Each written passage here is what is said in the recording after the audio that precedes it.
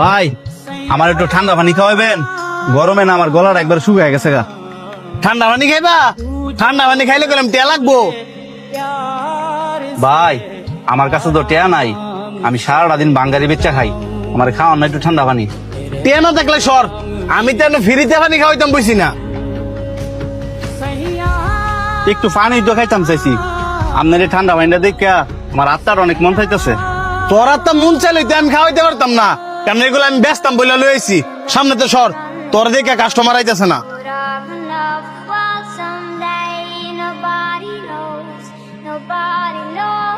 লোকটাই টেয়ার লেগে ঠান্ডা পানি খাইতে পারলো না, আর আমি টেয়াদা ঠান্ডা পানি কিনা মুখ দিতেছি।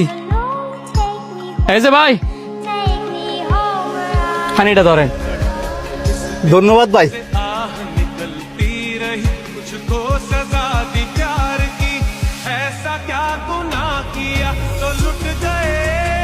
ওই লোকটা যে আপনারা পানি দিছে না, আপনি কিন্তু মনে কষ্ট নিয়েন না, কারণ ওইটা হচ্ছে ওনার ব্যবসা। না না, আমি মন খারাপ করি নাই, মন খারাপ করে বা কি হইব। ঠিক আছে, আপনি যান। ভাই, পানির অপর নাম কি জানেন? হ, এটা আবার কেটে না জানে? পানির অপর নাম জীবন। আপনি জানেন পৃথিবীতে এমন একটা জিনিস আছে যে প্রত্যেকটা মানুষ চাইলে ওইটা দেওয়া উচিত? কি এমন জিনিস যে চাইলে আমার দিতে হইব? পানি। পৃথিবীতে এমন কোনো মানুষ নাই যে পানি চাইলে দেয় না, আর কেউ যদি দিতে নাও চায় তাইলেও পানি দেওয়া উচিত। পানি এমন একটা সম্পদ, আপনি পৃথিবীর যে কোনো জায়গায় যান, সবকিছু ছায়া না খেতে পারলেও পানিটা আপনি ছায়া খেতে পারবেন, কারণ আল্লাহ পাক পৃথিবীতে এত পরিমাণের পানি সৃষ্টি করছে।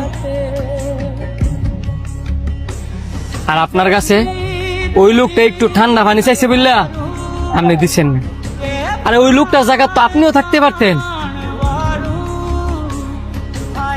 ওই লোকটার আত্মাটা মনে চাইছিল একটু ঠান্ডা পানি খাইবার লেগে, আপনি লোকটার পানি খাওয়াইছেন না।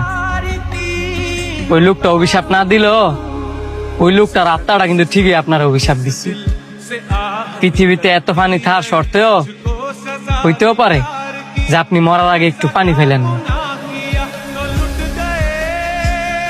এই পৃথিবীতে আল্লাহ পাক মানুষের জন্যই কিন্তু পানি সৃষ্টি করছে, আর আপনি মানুষটারই পানি দিলেন না। ওই লোকটাই ধরলাম আপনার অভিশাপ দিল না, ওই লোকটার আত্মাটাও আপনার অভিশাপ দিল না, কিন্তু এই পানি হাসরের ময়দানের দিন